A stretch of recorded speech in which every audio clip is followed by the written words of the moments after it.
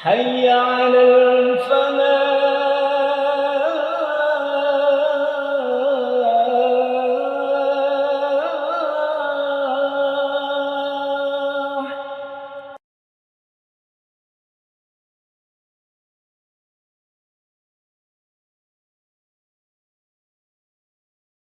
Assalamualaikum warahmatullahi wabarakatuh. Innal hamdalillah nahmaduhu wa nasta'inuhu wa nastahdi wa nastaghfiruh. Wa na'udzu billahi min shururi anfusina wa min sayyiati a'malina. Man yahdihillahu fahuwal muhtadi ومن يضلل فلن تجد له وليا مرشدا أشهد أن لا إله إلا الله وحده لا شريك له وأشهد أن سيدنا محمدا عبده ورسوله لا نبي بعده اللهم صل وسلم وبارك وترحم على هذا النبي الكريم والرسول العظيم وعلى آله وصحابته ومن دعا بدعوته أما بعد. Faqad qala ta'ala fi kitabil karim wa wasdaqul qailin. Laqad ja'akum rasulun min anfusikum azizun 'alaihi ma 'anittum harisun 'alaikum bil mu'minina raufur rahim.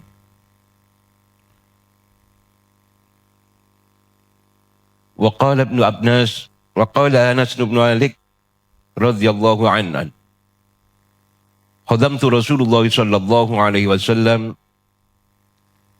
asra sinina wallahi ma qala li uffut qad wala qala li syai'in lima fa'alta kadha wa halla fa'alta kadha. Allahumma iftah bainana baina qaumina bil haqq وبالفتح يا فتح افتح قلوبنا وأنت خير الفاتحين. اللهم ارزقنا حبك وحب ما يحبك وحب ما يقربنا إلى حبك يا ودود غير مقصود ويا ذا الكرم والجود. Para bapak ibu saudara-saudara sekalian, para jamaah Masjid Al-Falah yang dimuliakan Allah Subhanahu wa taala. Syukur alhamdulillah, marilah kita haturkan kehadirat Allah Subhanahu wa taala atas segala nikmat dan karunia yang diberikan kepada kita sehingga kita dapat melaksanakan solat maghrib berjamaah di masjid kita tercinta, Masjid Al-Falah, dalam keadaan sehat walafiat. Kemudian dilanjutnya mengikuti kajian ba'da maghrib dan dilanjutkan dengan solat isya berjamaah. Ini adalah sebuah kenikmatan yang harus kita syukuri para jamaah sekalian.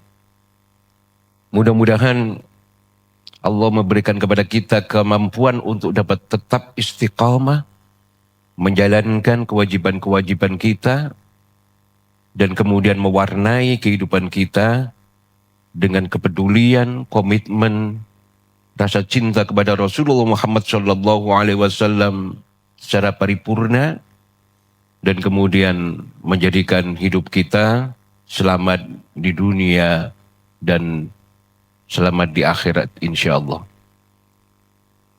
Para bapak ibu saudara-saudara sekalian, para jamaah yang dimuliakan Allah Subhanahu wa taala. Pada kesempatan ini kami akan membahas satu tema yang penting menjadi renungan kita, terutama ketika kita berada pada bulan Maulid seperti ini. Insya Allah tema yang akan kita bahas adalah bagaimana kita mengambil hikmah dari peringatan Maulidun Nabi Muhammad SAW dalam rangka untuk meneguhkan jati diri sebagai muslim sejati. Para bapak ibu saudara-saudara sekalian, marilah kita awali kajian kita pada hari ini dengan bersama-sama membaca basmalah. Bismillahirrahmanirrahim. Para bapak, ibu, saudara-saudara sekalian, para jamaah yang dimuliakan Allah. Setiap tahun umat Islam di berbagai penjuru dunia, khususnya kita yang ada di Indonesia, memperingati momentum peringatan Maulidun Nabi Muhammad sallallahu alaihi wasallam. Di mana bulan ini kita bersama-sama termasuk di dalam kalender itu kita memiliki hari libur dalam rangka peringatan Maulidun Nabi. Ini adalah hari kelahiran manusia yang agung, Nabiul Karim wa Rasulul Azim, Nabi mulia dan Rasul yang agung, yang kemudian membawa cahaya untuk menerangi kehidupan umat manusia seluruh alam hingga akhir zaman. Karena beliau adalah Nabi terakhir yang diutus oleh Allah Subhanahu wa Ta'ala untuk menyempurnakan risalah Allah, syariat-syariat yang oleh Allah Subhanahu wa Ta'ala diberikan kepada para nabi dan para rasul, yang kemudian dilengkapi, digenapkan, disempurnakan oleh syariat Nabi Muhammad sallallahu alaihi wasallam dengan membawa misi agama Islam. Dan tidak ada satupun agama yang kemudian mengklaim bahwa dirinya agama tersebut adalah agama yang diridhoi Allah Subhanahu wa Ta'ala, kecuali agama Islam. Innad dina indallahil Islam. Tidak ada sesungguhnya agama yang diridhoi oleh Allah Subhanahu wa Ta'ala adalah agama Islam. Dan ada penegasan lagi, wa may yabtaghi ghairal islami dina, barang siapa yang kemudian mencari ghairal islami, selain Islam, dinan sebagai din yang mereka anut, yang mereka ikuti, yang mereka implementasikan dalam rangka pengabdian kepada Tuhannya, kepada Allah Subhanahu wa Ta'ala, ghairal islami dina falan yuqbala minhu, maka tidak akan diterima.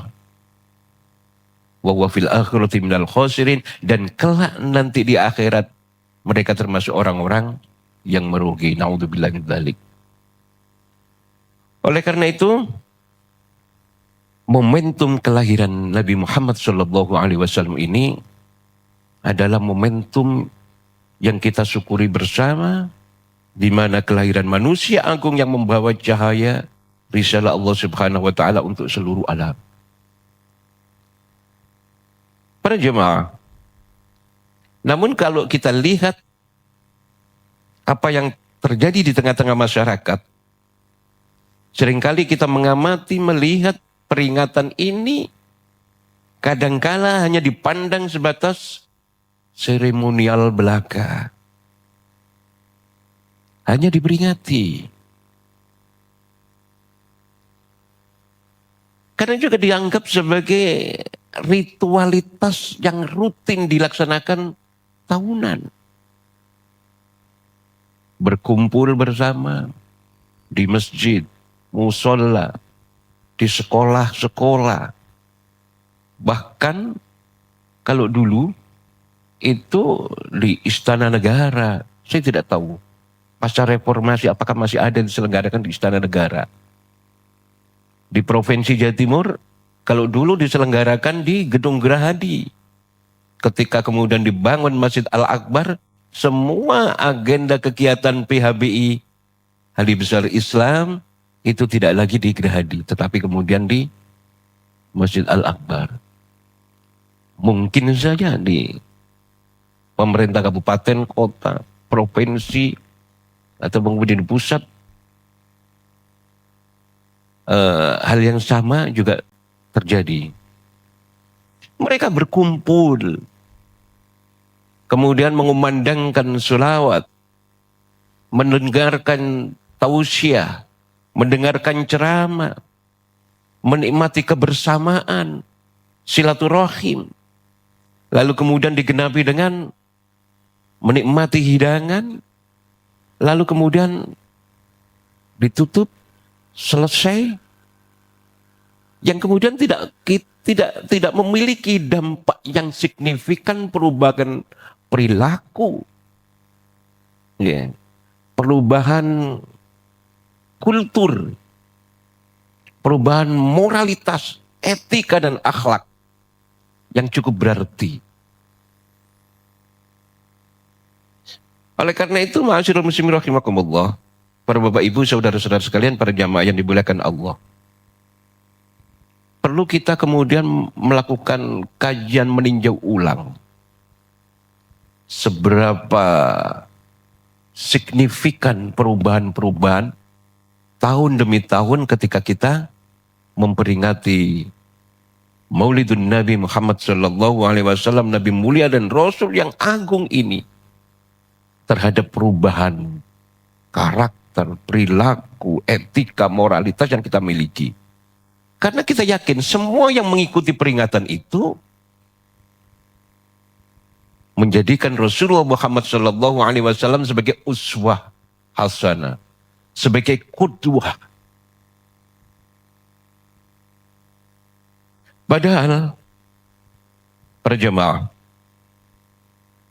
hakikat Maulid itu bukan hanya sekedar seremonial saja, melainkan panggilan nurani untuk kemudian meneguhkan cinta sejati kepada Rasulullah Muhammad sallallahu alaihi wasallam dengan cinta yang berbuah pada keteladanan.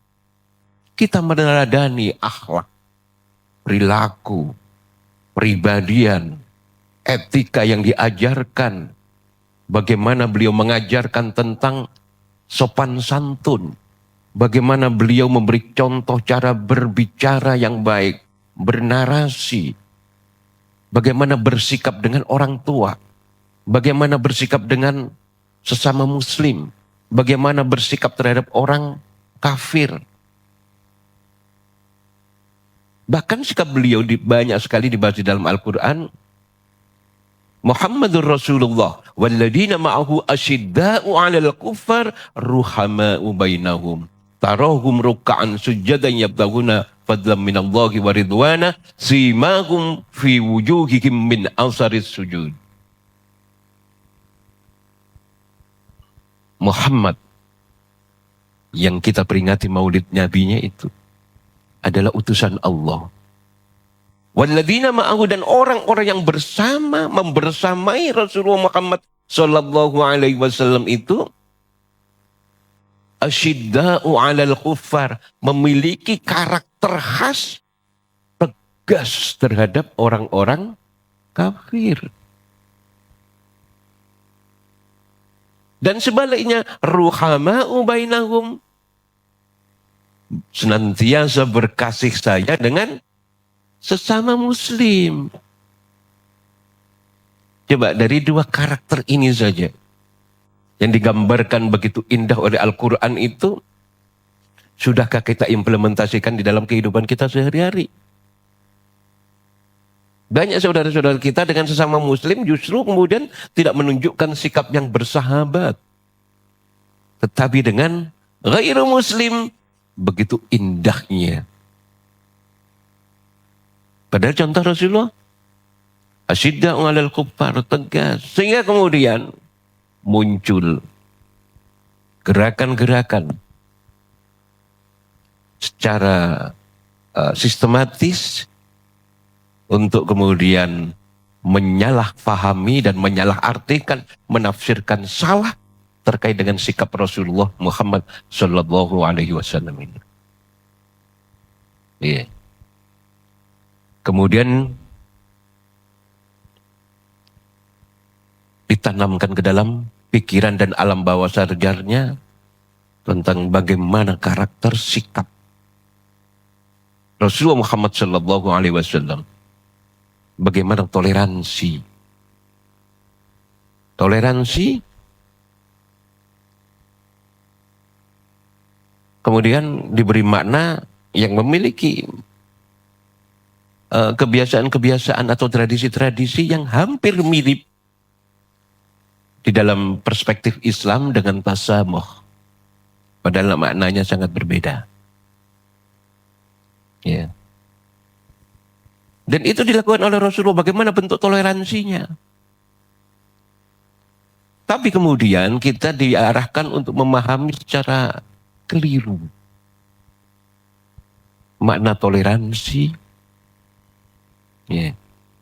Memahami secara keliru tentang makna bagaimana kita memiliki sikap, pola tindak tanduk dan relasi dengan sesama manusia. Asyidda'u 'alal kufar, tegas terhadap orang-orang kafir, ruhama'u bainahum, saling berkasih sayang sesama orang-orang yang beriman. Ma'asyiral muslimin rahimakumullah.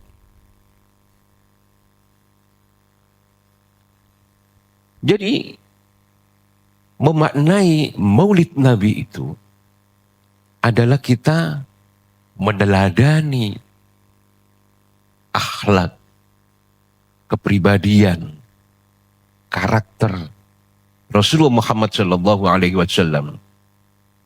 Itu yang pertama. Yang kedua, bahwa Rasulullah Muhammad Sallallahu Alaihi Wasallam ini diutus ke dunia, diutus kepada tidak hanya kepada manusia, tetapi untuk alam semesta. Wa ma arsalnaka illa rahmatan lil alamin, dan tidak aku mengutus engkau wahai Muhammad illa rahmatan lil alamin, kecuali untuk memberi rahmat bagi alam semesta. Dan Rasulullah membawa syariat. Oleh karena itu sebagai implementasi ketika kita melaksanakan zikra maulidun Nabi Muhammad sallallahu alaihi wasallam, di samping kita menjadikan Rasulullah sebagai teladan, meniru akhlak perilaku, karakter, etika yang dicontohkan, tetapi kita juga melaksanakan syariat yang dibawa oleh Rasulullah Muhammad sallallahu alaihi wasallam untuk kita terapkan, kita implementasikan di dalam kehidupan kita sehari-hari. Baik dalam konteks kehidupan pribadi, masyarakat, berbangsa, dan bernegara. Sudahkah itu kita lakukan? Dalam kehidupan pribadi, mungkin mudah bagi kita. Dalam kehidupan bermasyarakat, ada sedikit kendala. Karena masing-masing orang memiliki cara pandang yang berbeda. Sesama muslim memiliki perspektif, paradigma yang berbeda. Karena perbedaan latar belakang sosial, ekonomi, latar belakang budaya, etnik, latar belakang afiliasi politik.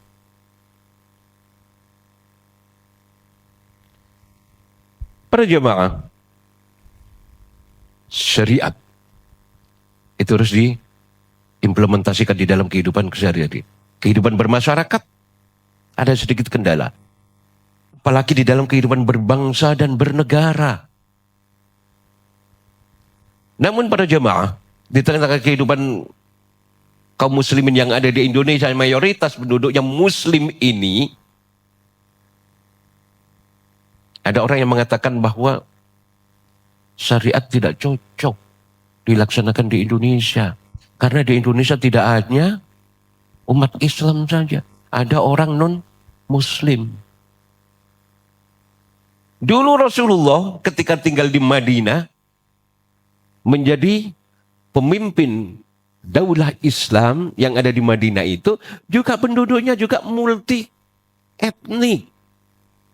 Ada Yahudi, ada Arab, ada Afrika, multi religi, ada Muslim, ada Nasrani, ada Yahudi, iya, ada penyembah api itu, Majusi, Sama.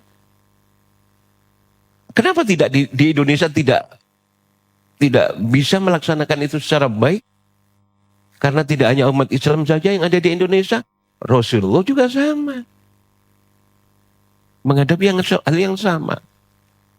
Tapi alhamdulillah, para Bapak Ibu saudara-saudara sekalian di negeri kita tercinta Republik Indonesia ini, implementasi syariat Islam, tadbiqus syariah, perlahan-lahan namun pasti menjadi inspirasi, menjadi referensi pembuatan kebijakan-kebijakan politik, ekonomi, sosial, budaya. Coba kita lihat, ada undang-undang tentang zakat, ada undang-undang tentang perkawinan. Mestinya pernikahan, Pak, tapi di dalam undang-undangnya itu perkawinan, Pak. Undang-undang perkawinan yang di dalam salah satu pasalnya adalah perkawinan itu syah dan diakui oleh negara manakala dilakukan oleh antara laki-laki dan perempuan. Sehingga kalau menikah dengan laki-laki sama laki-laki itu tidak sah. Sesuai tidak bertentangan dengan undang-undang perkawinan. Dan perkawinan itu sama yang dilakukan oleh laki-laki dan perempuan yang seagama. Coba. Ada undang-undang tentang jaminan produk halal yang hari ini cukup rame ya, sejak tahun 2019 ada undang-undang JPH, jaminan produk halal. Indonesia ini mayoritas penduduknya Muslim. Kemudian tetapi mencari makanan halal luar biasa sulit.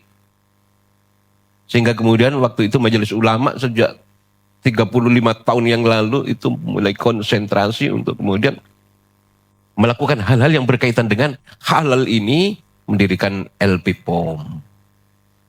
Lembaga Pengkajian Makanan, Minuman, dan Obat-obatan. Untuk menjamin bahwa umat Islam ketika mengkonsumsi makanan, minuman, obat-obatan itu, agar yang dikonsumsi itu terjamin kehalalannya.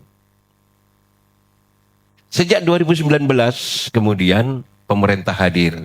Alhamdulillah. Sebenarnya ini adalah otoritas pemerintah. Pemerintah hadir kemudian membuat yang namanya Undang-Undang Jaminan Produk Halal per tahun 2019 kalau tidak salah 14 Desember mulai berlaku Undang-Undang Jaminan Produk Halal. Bahwa makanan, minuman, obat-obatan yang kemudian beredar di Indonesia harus memenuhi unsur kehalalannya dan ketoyibannya. Halal itu keamanan dari sisi syariah, toyib itu keamanan dari sisi apa? Kesehatan, kelayakan untuk dikonsumsi, dan itu harus terjamin. Untuk ketoyiban itu dikeluarkan oleh BPOM. Untuk kehalalan oleh Majelis Ulama. Tapi hari ini semua dilibatkan untuk menciptakan ekosistem halal ini. Perguruan tinggi, ormas Islam itu juga membantu bagaimana kemudian produk-produk yang beredar ini harus memenuhi prinsip-prinsip halal sesuai dengan prinsip-prinsip syariah, dengan mereka menjadikan diri terlibat menjadi lembaga pemeriksa halal. Ini luar biasa. Dan ini menjadi inspirasi dunia. Pusat halal di dunia itu di Indonesia, Pak. Karena jumlah penduduknya luar biasa banyak, sekitar 285 juta. Itu pasar yang signifikan untuk produk-produk halal. Sementara Yahudi itu sebenarnya juga sama. Istilah yang mereka pakai adalah kosher. Mereka juga punya prinsip-prinsip itu. Nah, para Bapak Ibu saudara-saudara sekalian, syariat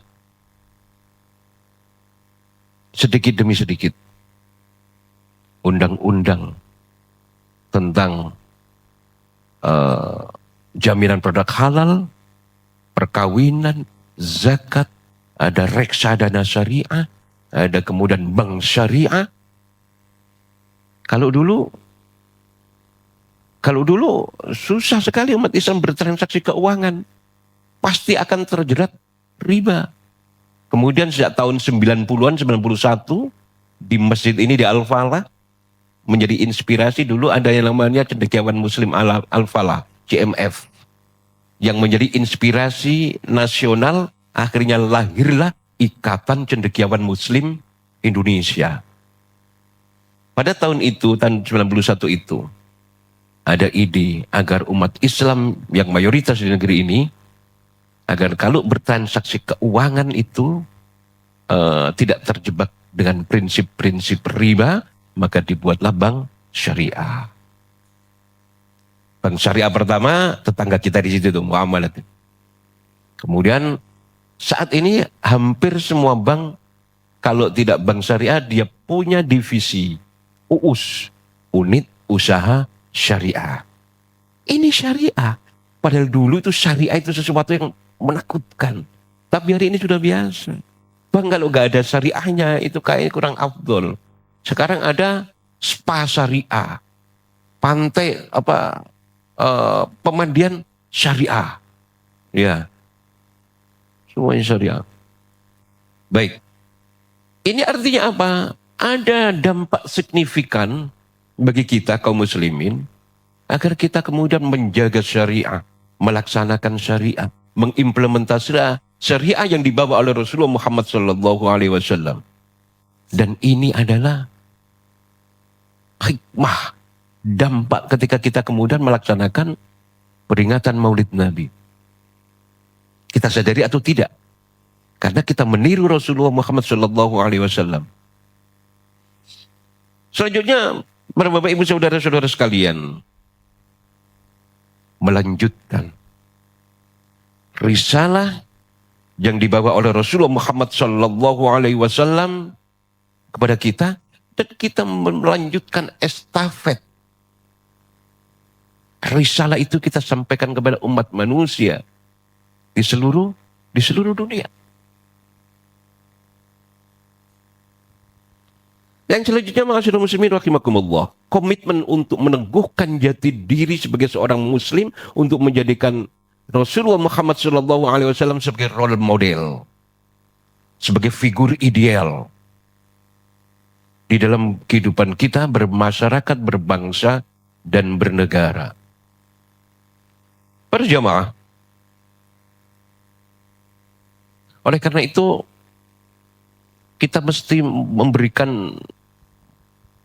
mampu memaknai peringatan Maulid itu sebagai panggilan hati nurani kita agar kita mampu meneguhkan cinta kita kepada Rasulullah Muhammad SAW.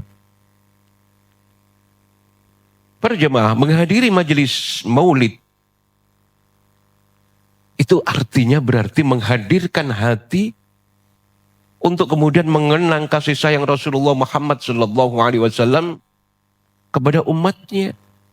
Karena seringkali di situ dibacakan, dikisahkan, ditausiahkan bagaimana figur Rasulullah Muhammad SAW.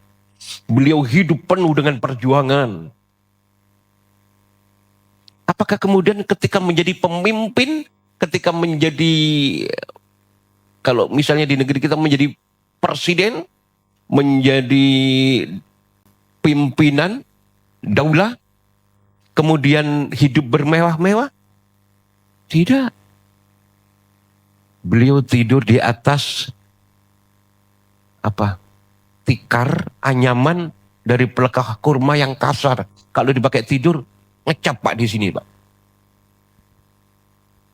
Sementara Raja Persia, sementara Raja Romawi, sementara pimpinan kafir Quraisy hidupnya penuh dengan kemewahan.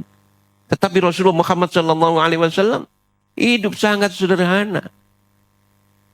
Tidur di atas tikar kasar. Kemudian juga ikut berjuang di medan perang, tidak hanya di belakang meja. Ikut berjuang bahkan di garda terdepan. Beliau senantiasa berdoa kepada Allah Subhanahu wa taala untuk keselamatan umatnya. Hingga kemudian pada malam-malam harinya meneteskan air mata demi agar umatnya mendapatkan ampunan dari Allah Subhanahu wa taala. Maka apakah kita pantas hanya mencintai beliau dalam seremonial sesaat lalu melupakan syariat yang beliau bawa? Padahal beliau memperjuangkan teguhnya syariat Islam itu dengan perjujuran darah dan air mata. Panjenengan tahu, Rasulullah itu meninggal dalam usia berapa? 63. Pertanyaannya, setelah beliau hijrah ke Madinah, karena beliau diangkat jadi Nabi 40 tahun. Kemudian hijrah ke Madinah. Praktis selama 23 tahun. Itu berapa kali beliau ikut perang? Ada yang tahu? Berapa kali peperangan yang dilakukan oleh Rasulullah? 74 kali, Pak. Itu kalau dibuat rata-rata selama beliau lahir sampai meninggal, itu setiap hari perang, Pak. Kita setiap hari ngapain, Pak? Tenang, Pak, santai, hidup damai, bisa makan enak, bisa berbuka bersama, bisa merasakan nikmatnya. Rasulullah 74 kali perang, Pak. Itu dilakukan setelah beliau pindah ke Madinah ketika hijrah. Diserang oleh orang-orang kafir Quraisy. Iya. Jadi praktis 23 tahun, perangnya 74 kali. 74 kali itu dibagi dua, Pak. Ada peperangan yang namanya Ghazwah. Ghazwah itu adalah perang yang dipimpin secara langsung oleh Rasulullah Muhammad SAW sebagai panglimanya. Perang apa saja itu? Perang Badar. Coba ketika perang Badar ini. Pertama kali perang. Pertama kali Allah mengizinkan kaum muslimin untuk berperang. Karena ya persekusi yang dilakukan oleh orang-orang kafir Quraisy. Ya. Kemudian berapa jumlah pasukan yang dihimpun oleh Rasulullah? Hanya 300. Itu pun persenjataannya tidak lengkap. Baru bikin pedang. Ya. Kemudian perbekalan juga sangat terbatas. Peralatan transportasi, satu kendaraan dipakai 3 orang. Satu kendaraan dipakai 3 orang bergantian. Jadi ketika Rasulullah itu bergantian dengan 2 sahabat. Ketika Rasulullah naik, 2 sahabat jalan kaki. Ketika sahabatnya ganti bergiliran, Rasulullah ganti turun yang nonton ontanya. Logistik kekurangan, transportasi tidak cukup, tetapi kemudian terjadilah peperangan perdana. Sementara musuhnya 1000 lebih, ada yang mengatakan 1300. Oleh karena itu sehingga kemudian Rasulullah mengajak para sahabat agar kemudian bisa mempersiapkan ini dengan baik, harus cerdik. Dan ketika itu Rasulullah Muhammad SAW selalu berdoa kepada Allah sebelum terjadi peperangan itu. Ya Allah, lindungilah kami. Ya Allah, menangkanlah kami. Ya Allah, hancurkan orang-orang kafir itu. Sampai menjelang pertempuran itu terjadi, Rasulullah berdoa. Sampai ada salah satu doa Rasulullah Muhammad SAW di samping menagih kemenangan, menagih pertolongan itu, ada doa yang sedikit memberikan ultimatum. Ya Allah, intahlik hadal isabatal yawm lam tu'abad abada. Ya Allah, jikalau di dalam perangan Badar ini, kami semua kaum muslimin yang ikut peperangan yang jumlahnya 300 ini akan dilahap oleh 1000 lebih pasukan kafir Quraisy itu dan binasa, maka engkau tidak akan disembah selamanya. Begitu doa Rasulullah. Kemudian Abu Bakar, ya Rasulullah, ini sudah pertempuran sudah terjadi ya Rasulullah. Rasulullah masih tetap berdoa sampai kemudian bercucuran air mata. Jubahnya jatuh. Sampai basah semuanya. Sampai kemudian Abu Bakar mengatakan, ya Rasulullah, pertolongan sudah datang. Itu para malaikat sudah datang. Ribuan malaikat sudah datang. Kemudian menggunakan atribut putih. Dan menggunakan kuda putih belang dengan hitam. Itu sudah mulai kelihatan itu. Banyak kepala yang kemudian berhamburan. Allahu Akbar. Inilah 27 ghazwah. Peperangan dipimpin oleh Rasulullah Muhammad SAW. Dan ada 47 syariah. Syariah itu peperangan yang Rasulullah tidak ikut. Tetapi mengutus para sahabatnya untuk kemudian berperang. Mudah-mudahan para bapak ibu saudara-saudara sekalian, apa yang telah dilakukan oleh Rasulullah Muhammad SAW yang luar biasa ini menjadi inspirasi bagi kita agar tidak santai-santai, tidak tenang-tenang saja, Pak. Ya, kenapa? Berat. Dan apa yang kita hadapi hari ini tidak seberat apa yang dilakukan, yang dihadapi oleh Rasulullah Muhammad SAW. Mudah-mudahan para bapak ibu saudara-saudara sekalian, kita diberi kekuatan oleh Allah Subhanahu wa taala untuk mampu meniru apa yang telah dicontohkan oleh Rasulullah Muhammad SAW dan dilakukan oleh para sahabatnya, para tabi'in dan generasi tabi'in dan pendahulu kita, terutama yang ada di Indonesia. Aqulu qouli hadza wa astaghfiru innahu huwal ghafurur rahim. Assalamualaikum warahmatullahi wabarakatuh.